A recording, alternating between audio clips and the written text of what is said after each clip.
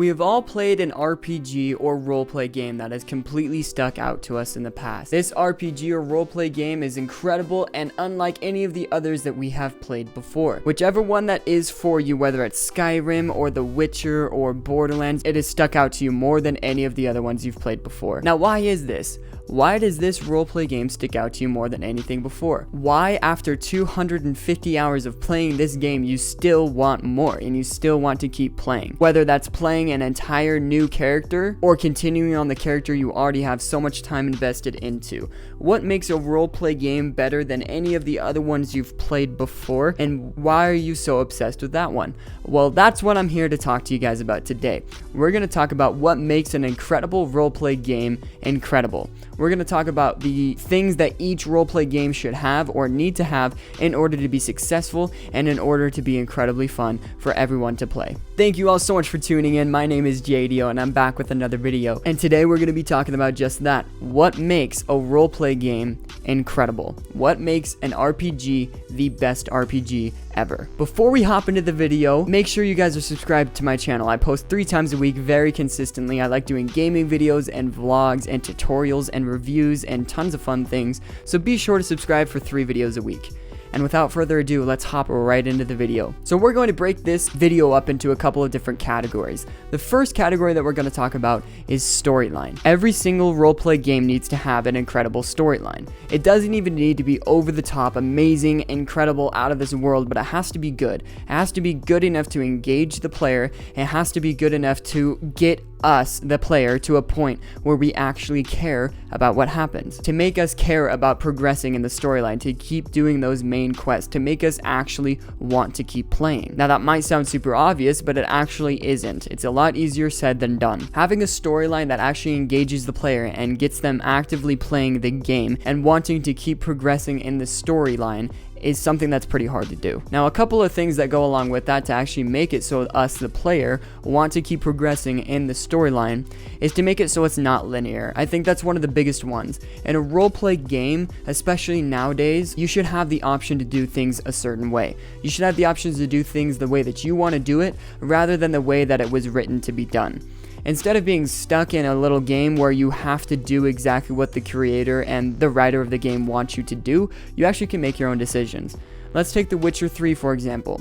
Sometimes you can either decline payment for a job that you have successfully completed, and sometimes you can take payment. There's even quests where you can either turn in the person that you've caught or let them loose. Something like that. Something along those lines where you actually have a say in what's done or not done. Something that makes you feel like you're a part of the game rather than you're just going through what the writer has wanted you to go through, kind of like a movie. That's the whole point. That's why we're playing games, so we can feel like we're a part of the world and so we can actually interact. That's what the whole point of a roleplay game is. Something else is the story has to actually have a point. I've played so many games before where I just wonder, what is the point? What is the point of this game? If this didn't happen, it wouldn't matter. So having a game where there's actually a point, where you're actively doing something that makes sense for you to be doing, is huge. Even if the game has the best gameplay out of any other game ever in history, but it has a storyline that's pretty dull and makes you wonder, why am I playing? That's not good. That's not going to be good. You want to have a storyline that actually makes sense.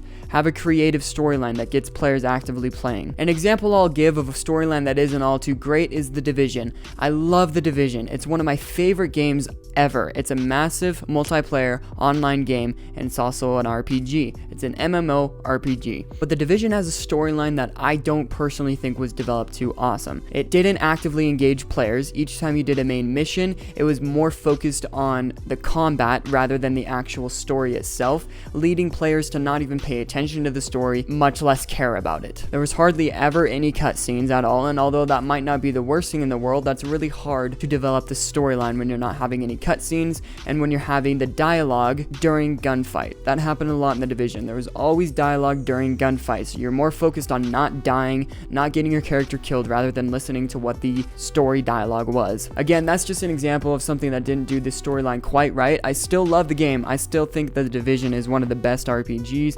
That's just my opinion. I know that's not a popular one, but that's just my opinion, and that's just something that I don't think they did great with the storyline. The last thing I want to talk about as far as the storyline goes is it has to have side quests along with the main quest, or certain side activities. Side quests actually develops the storyline a lot. It makes it feel like you don't have to be going through the storyline incredibly quick and finishing the game incredibly quick. Of course, everyone knows this. The best games that do this are Bethesda roleplay games, Fallout and Skyrim. Those have loads of side quests and loads of side activities and side tasks you can do that aren't the main story mission. I think those are crucial and essential to a good roleplay game. It helps level up your character, helps get you more experience, and it helps give some more storylines along with the main storyline. And sometimes that in itself can actually develop the main storyline even more. Getting a feel as to what the people in the world around you are going through and what's happening in the world around you will actually help develop the main storyline a lot. So having side quests to go along with the main storyline is something huge as well. Now let's move on to the next category, which is the setting. Now the one thing I don't want to talk about is graphics of the game in general. This can kind of go with the setting. Now the reason I don't want to talk about that is because we could go off on a huge tangent about graphics, but in reality, in my personal opinion, I don't think graphics matter that much, and I think a lot of gamers would agree with me too. Of course, some of you won't, but that's just my personal opinion. I think as long as the graphics look good and good enough, then it's fine. I don't think it needs to be looking the most amazing game ever. It doesn't have to look so incredible. Obviously that helps, but these other things I'm talking about are much more important than making a game look 4K and running in 4 million frames per second. That's just my opinion. As long as it's up to the standard of what the current year of that game is for graphics, I think it's just fine. Now, what I do want to talk about in the setting category, though, is the place that this whole game is taking place in. It needs to look good. It has to be colorful. It has to actually look pretty good. For example, in The Witcher, it looks amazing. The Witcher 3 looks absolutely beautiful. It's colorful, it's vibrant, it's very fun to play in. I've found myself playing video games before where it's just so dark and dreary the entire time, and the entire setting of the game is just dark and it's not fun. But games that are a lot more colorful actively engage me a lot more than games that are dark and dreary. And so a couple of examples of that is, let's take Fallout 4 for example. One of my favorite games. I love Fallout 4, but it's in a wasteland that has the exact same coloring throughout the entire wasteland. I think a lot of people notice that as well. It's gray or brown or dark colors. It's just not the most vibrant and colorful place. Now, of course, that does make sense for Fallout 4, but I still do wish that there were certain areas that were very colorful and vibrant and fun to be in, rather than just an entire wasteland that all looks pretty much the same and that all looks very miserable. Again, it does make sense why Fallout 4 had this setting, but I think each good roleplay game shouldn't have the exact same setting throughout the entire lay of the land.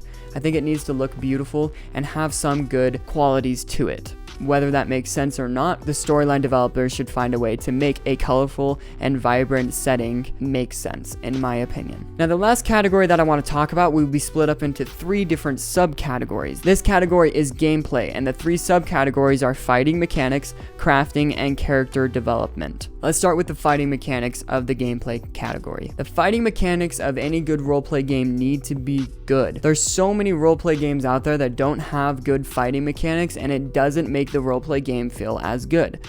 Now, this might not be the most popular opinion, but in my opinion, Bethesda roleplay games do not have good fighting mechanics. They feel clunky, they feel slow, they do not flow smoothly, they are not great fighting mechanics. In my opinion, the fighting mechanics in Skyrim and Fallout are just not that fun. I don't find myself enjoying fights as much as I do in, let's say, The Witcher or Borderlands or Red Dead Redemption 2. I find myself enjoying fights in those games much more than I would in Bethesda. It feels clunky, it feels not fluid. It is not very fun. You have to have a fluid, fast, good fighting mechanic system in your roleplay games for it to be good. Swinging a sledgehammer around in Fallout 4 is not that fun. It doesn't feel good in my opinion.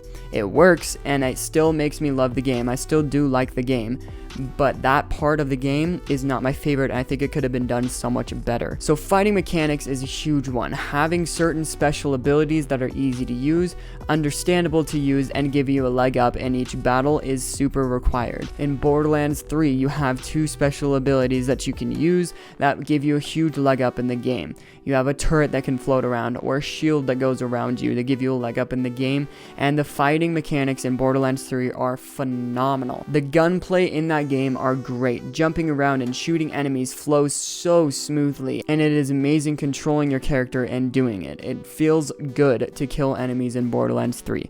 Now, something like Skyrim or Fallout, it's not the worst ever, don't get me wrong, it's not awful, but in something like Skyrim or Fallout where you're swinging around a sledgehammer or shooting a bow and arrow, it just feels more clunky. It doesn't feel like it's going as smooth as, say, Borderlands 3 or The Witcher 3. And again, that's just my personal opinion.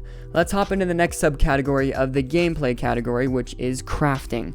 Crafting mechanics are crucial to any good roleplay game, and I think a lot of you would agree with me on that as well. The crafting mechanics inside of a roleplay game need to have a few key elements. These crafting mechanics need to be easily accessible to the player. If the player has the opportunity or the option to craft something, it needs to be worth the player's time. That's the biggest thing. There's so many roleplay games where the crafting mechanics or the things that you are able to craft do not matter in the slightest. There's stuff that you would not normally use, or it's stuff that you could easily find by killing enemies.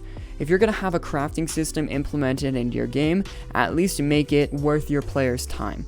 That's something The Division did not do. The Division 2 did a little better, but The Division 1 made it so that crafting did not matter whatsoever. Everything you could possibly craft, you could either find A, better loot throughout the world, or B, it was something you didn't even need in the first place. Crafting in The Division was pretty much obsolete. The Division 2 did a little bit better, making it so you could craft attachments, and those attachments were usually pretty darn good, but in The Division 1, the crafting mechanics were just awful. There was no point to crafting, and that's something that should not be in any game. Now, something else to go along with that, if you are crafting, and if crafting is something that is crucial for you getting through the game, make it somewhat easy for the player. Make it fun. Make it a process that they look forward to doing, rather than a process that they dread doing. We're playing video games to have fun and to let loose, not playing video games to go and do pointless tasks in order to progress in that game. For example, Fallout 76. In that game, it is so ridiculously hard to craft ammo. It takes so much rare materials to go farming for or to go do, and then once you finally are able to do it, it doesn't give you as much ammo as you would even hope. It's ridiculously hard to craft ammo in that game. The materials required to do so is the most incredible grind out of any roleplay game I've ever played. I could spend hours and hours farming for the materials required to craft some ammo and end up only getting a couple hundred bullets, which in my huge LMG is about 2 mags worth. Yes, that has happened before. I've taken 2 hours to craft a couple hundred bullets that I blew through in half of a mission. Absolutely ridiculous. That should not be the case in any roleplay game. If it is needed to craft, make it fun to do and easy to do. Make it so that the player does not feel like it's such an incredible grind or such a crazy big task. Have crafting be fun. Have it be meaningful. Now, the third and final subcategory that I want to talk about in the gameplay category is the character development. The character development is very crucial in any roleplay game. Being able to level up your character and spec into certain perks or perk points or whatever the case may be is super crucial. It gives the player another incentive to keep on playing the game, to keep on leveling up, to keep on grinding out those main quests and side activities, is to level up their character so their character becomes better and they can build it more. A game that does this incredibly well is Borderlands 1, 2, or 3. They've got these skill trees that you can spec a point into every single time you level up. There's all these different perks or all these different skills that they can spec into to make their character better. Certain skills work hand in hand incredibly well, and certain skills don't.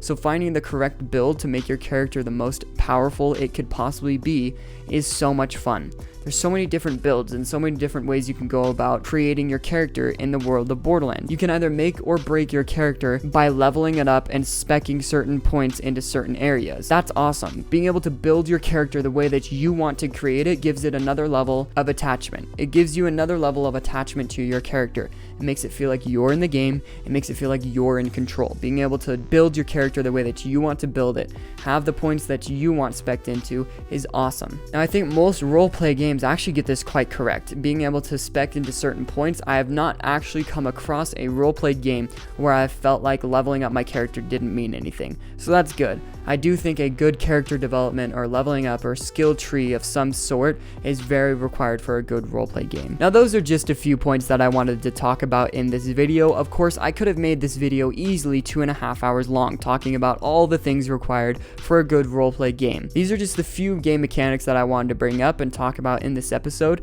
If I missed anything that you think should definitely be in this video, leave a comment down below, let me know what it is, and maybe I'll make a part 2. Who knows? Again, I just wanted to throw a few things at you, a few things that were going through my head while playing The Witcher 3.